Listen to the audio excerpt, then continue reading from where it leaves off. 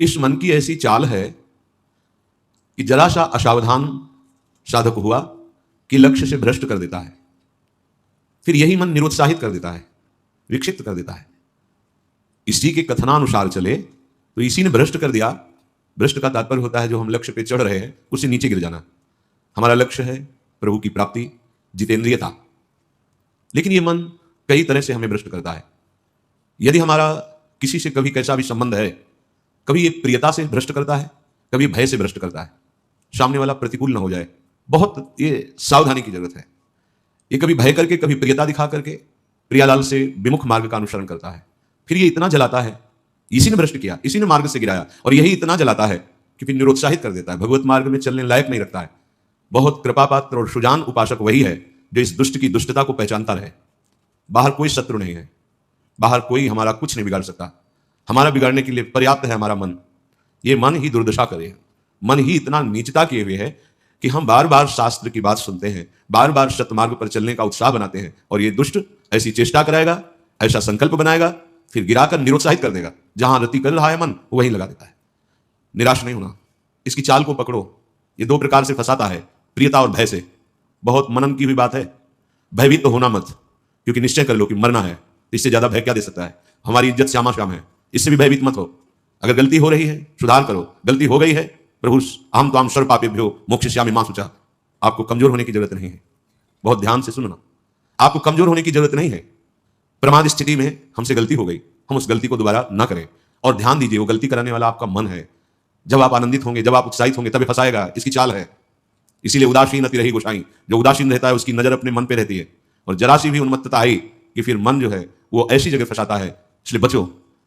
इस दुष्ट की चाल बहुत विचित्र है, और जहां ये पवित्र हो जाता है तो यही भगवत स्वरूप हो जाता है। इसके लिए निश्चय करना पड़ेगा। प्राण चाहे चले जाएं, अब हम न प्रियतावश न भयवश गलत नहीं करेंगे। इसे पकड़ो। श्रीपाद प्रबोधानंद जी कह रहे हैं, श्री राधिके त्वं यदि न प्रसीदे सीदे मत्राप्य मुदिविजब्धि तदेश वृंदावन गात्मलोकः कृपा कटाक्षेण सदेक्षणीय। यदि हम किशोरी जी को प्रसन्न नहीं कर पाए तो हम भारी कष्ट सहते हुए यहां शरीर छोड़ देंगे। श्रीपाद कह रहे हैं।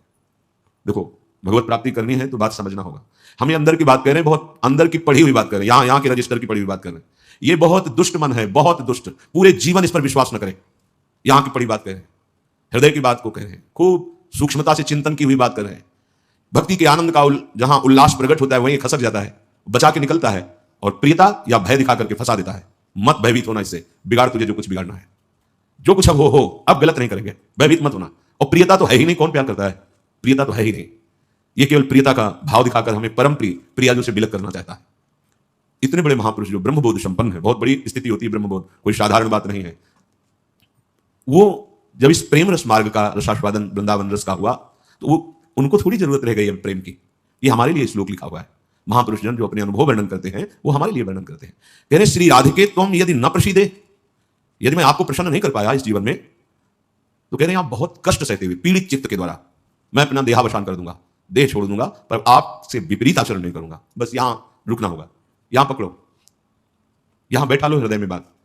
इतना बहिर्मुख हो चुका है उपासक कि वो पकड़ ही नहीं पाता है अपने अंदर की कमी को।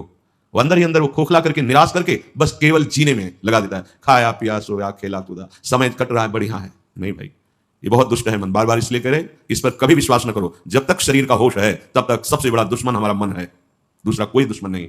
इस दुश्मन को देखते रहिए। ये 5 ज्ञानेंद्रियों को साथ लेकर हर समय हमारे पतन का प्लान करता रहता है, पतन का संकल्प बनाता रहता है। ये बहुत नीच उतर गया है। इसे उच्च चढ़ाने के लिए जो नाम, जो मंत्र, जो आश्रय है, उसको इस कोट से लेना होगा कि यदि आप प्रसन्न नहीं हुई लाडली जी, तो भयानक पीड़ा और कष्ट सहते हुए जानबूझकर हम अपना शरीर यहां छोड़ देंगे आपके धाम में, पर आपके विपरीत आचरण नहीं करेंगे। प्रतिकूलस्य वर्जनम। श्री वृंदावन में हमें आपका कृपा कटाक्ष चाहिए, आपका साक्षात्कार चाहिए, आपकी प्रसन्नता चाहिए। नहीं तो अपने जीवन को कष्टमय रखते हुए यहां प्राण त्याग देंगे। भाव समझो। जब इतना दृढ़ निश्चय हो जाएगा तो कोई हमें परास्त कर ही नहीं सकता। ये हमारा मन ही हमको परास्त करता है। एक बार नहीं, लाखों बार इसको देखा है। जहां भक्ति का आनंद उल्लसित हुआ, ताई निकल पड़ा, क्योंकि देख रहा है असावधान है इस समय, या आनंदित है असावधान है, और वो कहीं प्रियता या भय दिखाकर फंसा देता है। अब वो जो आनंद था वो गुप्त हो जाता है। जो एक उल्लास बड़ा था, फिर वो निराशा, फिर हताश।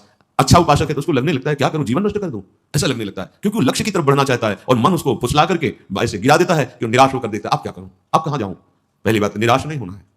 जिस समय आपकी भक्ति का आनंद उल्लास से युक्त हो, उस समय आपको उदासीन होने की जरूरत है, प्रसन्न होने की नहीं जरूरत है। ये आंतरिक बात कह रहा हूं सावधानी की। उस समय बिल्कुल निरीक्षण मन के ऊपर ही होनी चाहिए, पूरी दृष्टि, क्योंकि उसी आनंद उल्लास में भागेगा, निकलेगा विषय सेवन के लिए, क्योंकि आपको गिराना है, उसका काम है गिराना। बाहर कोई गिरा नहीं सकता, अंदर से अपना बड़ा भारी शत्रु मन है, यही गिरा रहा है। उदासीनता जिस साधक के जीवन में नहीं, आगे नहीं बढ़ पाता है। उल्लसित नहीं होना, अंदर उल्लास, तो पूरी की पूरी एकाग्र दृष्टि मन पर। कहीं हमारा मन उल्लास में के छिद्र से भागकर कहीं फंसाने तो नहीं जा रहा है। हमने देखा है इसको दो तरह से फंसाता है, एक प्रियता और एक भय। भय मान सम्मान, यश कीर्ति, लोक लज्जा, इसका, और प्रियता हमें बहुत प्यार करता है। दो स्थिति में मन भागता है और साधक को गिरा देता है। तो साधक का निश्चय होना चाहिए कि अब या तो प्रियाजू की मुस्कान, नहीं तो प्राणों का समर्पण। अब सौदेबाजी मन से नहीं होगी। अब हम जलने के लिए तैयार हैं, अब हम सौदेबाजी नहीं करेंगे कि मन प्रसन्न हो जाए तो भजन में सहयोग करेगा। ये नीच कभी नहीं करेगा सहयोग, इसको तो जलना ही होगा, बिना जलाए आगे नहीं बढ़ सकते। महापुरुषों ने कहा है कि यदि आप अपना जीवन प्रभु के चरणों में न्यौछावर करने के लिए तैयारी कर ली है, जैसा श्रीपाद कह, ये न्यौछावर, या तो प्राण समर्पित कष्टपूर्वक हम शरीर, या फिर आप मुस्कुराओ, बीच में हम स्वीकार नहीं करेंगे इस मन की मनमानी आचरण। बहुत निकृष्ट है, बहुत रुलाया है, बहुत परास्त करता है, पूरा जीवन हो गया है इसको लगाते ही लगाते, तो इसको पढ़ पाए हैं कि हाँ है क्या चीज। बहुत नीच प्रवृत्ति है इसकी। एक क्षण तो वैराग्य की स्थिति में, एक क्षण में आपको लगेगा भगवत प्राप्ति की स्थिति, और एक क्षण में इतनी गंदी स्थिति पैदा कर देगा कि लगेगा अभी तक जीवन में कुछ हाथ ही नहीं आया। साधक की धज्जियां उड़ाता रहता है मन। और गुरु कृपा पात्र जो चाल इसकी समझ गया, हर चाल पे वही लगाम खींच दी, बच गया। नहीं, बहुत नीच प्रवृत्ति का है ये। अगर इसको समझ पाओगे तो आगे बढ़ पाओगे, नहीं तो निराशा पैदा करके भगवान से विमुख कर देता है। लाखों चलने वालों में कितनों को गिरा दिया, आगे बढ़ने लायक नहीं रखा। इसी मन का खेल है।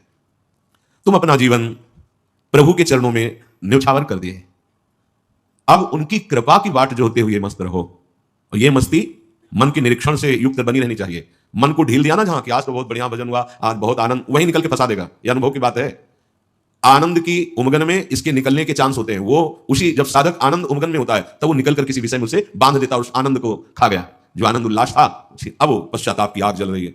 अब फिर उसको लगता है इतने दिन मेहनत करने के बाद तो इतना हम चढ़ पाए थे, फिर मुझे गिरा दिया। फिर वो निराश होने लगता है। शोक, विषाद, दुख, क्लेश, कष्ट, संताप, भय, उद्वेग ये प्रदान करता रहता है। इसके सामग्री क्या है मन की? इसके अनुकूल चलोगे तो क्या देगा मन? कह रहे हैं शोक पक्का, पर पकड़ में तो है नहीं, ये बहुत खिलाड़ी है। खेल करके और ऐसे तदात्म में बैठा है। तदात्म में कि पीटोगे किसको? तदात्म, तुमने तदात्म कर लिया है। अब उसको दंड कहां से दोगे? दंड तो तब दे जब दृष्टा बने ना। वो तो तदात्म कर लिया है। और जब कुछ नहीं समझ तो आज से भोजन नहीं करेंगे, उसमें कुछ फर्क नहीं पड़ना। वो इतना बलवान, उसको कोई फर्क नहीं पड़ना। तुम 10 दिन के बाद जब भोजन पाओगे तब तुम्हें वापिस खड़ा कर देगा जाके, जहां नहीं खड़ा होना चाहिए। ये सबसे बड़ा बंधन मन है। मन ही मोक्ष का कारण है, मन ही बंधन का कारण है। ध्यान दीजिए, जब आपने अपना जीवन प्रभु को समर्पित कर दिया, भगवत प्राप्ति का निश्चय कर लिया, तो अब तुम्हें मन से सावधान रहना है। और किसी से कोई दुश्मन नहीं है। कोई हमें भ्रष्ट नहीं कर सकता त्रिभुवन में, कोई हमारा किसी भी तरह से आनंद का नाश नहीं कर सकता। एक दुश्मन है, वह मन। ये बहुत अनुभव की बात कहते हैं। जिसने मन पर सदैव निरीक्षण दृष्टि रखी वो आगे बढ़ गया, और जो आनंद में, सम्मान में, प्रियता में, वाहवाही में चूक कर दिया, वही मन प्रवेश करके माया में आपको नष्ट कर देगा। लक्षण मन के पास क्या है खजाने में? जब मन के आप अनुकूल चलेंगे, मन के अनुकूल, तो आपको क्या देगा? शोक, विषाद, दुख, क्लेश, कष्ट, संताप, भय, उद्वेग, ये आपको देगा। अगर आप प्रभु के अनुकूल चले, मन जितना आपको आकर्षित करे भोगों के, उसको डांट के उसकी बात ना सुनकर प्रभु के अनुकूल चले, तो इनमें से कोई भी दोष आपके अंदर नहीं रह जाएगा। ना आपके अंदर शोक होगा, ना विषाद होगा, ना दुख होगा, ना क्लेश, ना कष्ट, ना संताप, ना भय, ना उद्वेग, कुछ नहीं रहेगा। निश्चय, ये बात निश्चय समझ लो। सारा का सारा मन का एक खेल है। जो सब दुखी हैं, सब परास्त हो रहे हैं, सब जल रहे हैं, उसका कारण मन है। ये मन प्रत्येक श्वास यदि अपने प्रभु के सुमिरन में अर्पण कर दी जाए और मन की बात ना मानी जाए तो प्रसन्नता बढ़ने लगे, स्वाभाविक। दो बातें कह रहे हैं। पहली बात तो हर श्वास में नाम जप चले। दूसरी बात, मन की बात नहीं माननी है। इससे लड़ना पड़ेगा। बिना लड़े कोई परमार्थ का योद्धा विजय श्री प्राप्त नहीं कर पाता, और ये बहुत रुलाता है, बहुत दुख देता है। यही प्रतिकूल हो जाता है। पहले फुसलाएगा आपको, तन्मय करेगा, इसे छू लेते हैं, इसे देख लेते हैं, इसे भोग लेते हैं, बड़ा सुख मिलेगा। और आपने यदि उसके अनुकूल कर लिया तो वही फिर शोक, विषाद, दुख, क्लेश, अशांति ये फेंकेगा। अब तन्मयता में तुम्हारे बैठ गया है, तुम उसको अपने तन्मयता में ले लिए, तो अब बाहरी दृष्टि रहती है, चलो फिर आज से अन्न नहीं खाते, आज से मौन हो। कुछ फर्क इस पर नहीं पड़ेगा तुम्हारे मौन से, तुम्हारे अन्न त्याग से। इस पर एक बात केवल, इसकी बात माननी नहीं है, बस। हम ये सब करके देखे हैं कई वर्ष। अन्न जबान में नहीं, आलू गुड़ जो मिला गाँव, कुछ फर्क इस पर नहीं पड़ता। ये सब करके देखा है। बस चतुर सावधान वही जो हर श्वास नाम जप करके इसके खिलाफ रहता है। अब देख लो इसकी खिलाफत करना कितना कठिन बात है। मनोवेग है ये। इस वेग को जो सह गया उसको महात्मा टूट गया, वही दुरात्मा बना देता है। बहुत निंदनीय आचरणों से युक्त है मन। आप देख लो, अगर इसको सुधारना चाहते तो इसके खिलाफ कमर कसनी पड़ेगी आपको। जबरदस्ती इसको भजन में लगाना पड़ेगा और इसकी बात नहीं माननी होगी। नाम में बड़ी सामर्थ्य है। मतलब ये जो हम कह रहे हैं, अब कैसे तुम्हें स्थिति कैसे बताएं, ये बड़ी ऊंचाई से गिरा देता है मन। ये कोई छोटी मोटी शक्ति नहीं है मन। इंद्रियाणाम मनुष्याश्मी, ये भगवत स्वरूप है। ऐसा खेल रचा गया है माया का, ऐसा रचना रची गई कि अगर इसका सपोर्ट ना करो तो जीना मुश्किल है। ध्यान देकर देखो, सारा खेल तो इसी के अंतर्गत, और सपोर्ट करो तो जीना मुश्किल है। अब निकलो इस खेल से, निकलो तो परम पद मिल जाएगा। बस जिसने नाम जपा, हरिराम व्यास जी एक पद में कहते हैं, नियंता पतितन को हरि नाम। यही हमारे अंदर कमी हो रही है, इसीलिए हम हार रहे हैं मन से। हम इन सब बाहरी बातों को कोई महत्व नहीं देते। एक है, केवल एक, वही अनेक रूप रखकर तुम्हारे सामने आ रहा है, छुपा छुपी का खेल खेल रहा है। ये अगर मान सम्मान प्रतिष्ठा है, नाटक है माया का, कुछ इससे नहीं होने वाला। कोई इससे आत्म शांति नहीं प्राप्त होती, इससे आत्मानंद की अनुभूति नहीं होती। ये उपलब्धि ना मान ली जाए हाँ कि बहुत ऐसा, ये सब स्वप्न है, स्वप्न है। वो एक जादूगर विविध रूपों में आके कह रहा है, पहचान, अगर मेरे मार्ग का पथिक है तो पहचान, मैं तेरे सामने हूं। तो पहचानना तो भूल जाते हैं। अरे बहुत बड़ा सूक्ष्म खेल है, जीत गए तो ब्रह्मा भी नमस्कार करेंगे, ये ऐसा खेल है। भगवत नाम में इतनी सामर्थ्य, हरिराम व्यास जी, नियंता पतितन को हरि नाम, उचरत ही मुंह कुचरत कलिको, खोज न राखत श्याम, नियंता पतितन को हरि नाम। यदि श्वास श्वास, दो बातें भी पीछे, बहुत ध्यान से सुनना। मन की बात नहीं माननी, इतनी सामर्थ्य आपको कहां से मिलेगी? बोले श्वास श्वास नाम जप करना होगा, इसी से विजय होगी। मन की बात नहीं माननी, वो हर समय विषय पेश करता रहता है। जैसे आप किसी होटल में बैठे हो तो पर्चा दे देते ना, आप बोलिए इसमें से क्या चाहिए, ऐसे हर समय पेश करता रहता है। पूरे त्रिभुवन में इसी का शासन चलता है मन का, क्या चाहिए। आपने अगर किसी में भी दस्तखत कर दी और शास्त्र विरुद्ध आचरण है तो गिरा देगा आपको। बहुत होश में, बहुत होश में। वो होश तब माना जाएगा जब हर श्वास आपका नाम चल रहा है। जो ही नाम आपकी जिह्वा में हर श्वास चलेगा तो मुंह कुचरत कलि को, ये जो कलि अभद्र वर्णत सहस, ये कामादिक दोष, इन सबके मुंह को कुचरता है हरि नाम। इसलिए और साधनों में प्रीति हो जाएगी, नाम जपने में नहीं होगी। और नाम जपने में हो गई तो आप जीत जाएंगे, जीत जाएंगे। हर से हरि नाम जपत जय। नाम आनंद प्रदान करते हुए आपको बचाता रहेगा, मन की चाल दिखाता रहेगा, उससे कैसे बचना ये युक्ति बताता रहेगा। खोज न राखत श्याम, फिर श्याम सुंदर की खोज नहीं करनी पड़ेगी। नाम चल रहा है ना, यही अब तुम धोखे में नहीं डाल सकते। किसी सूझ वाली आंख ने पहचान की, कण कण में झांकी भगवान की, मेरा प्रीतम सब रूपों में है। ये नाम आपको अनुभव कराएगा। नाम जप नहीं है तो कुछ नहीं होने वाला। बातें बनाने से माया का पर्दा नहीं हट जाएगा। बहुत विचित्र है, बहुत विचित्र। अच्छे अच्छे त्राहिमाम बोल देते हैं इस मन के आगे। हिमालय को उठा लेना सहज है, लेकिन मन को अधीन करना सहज नहीं है।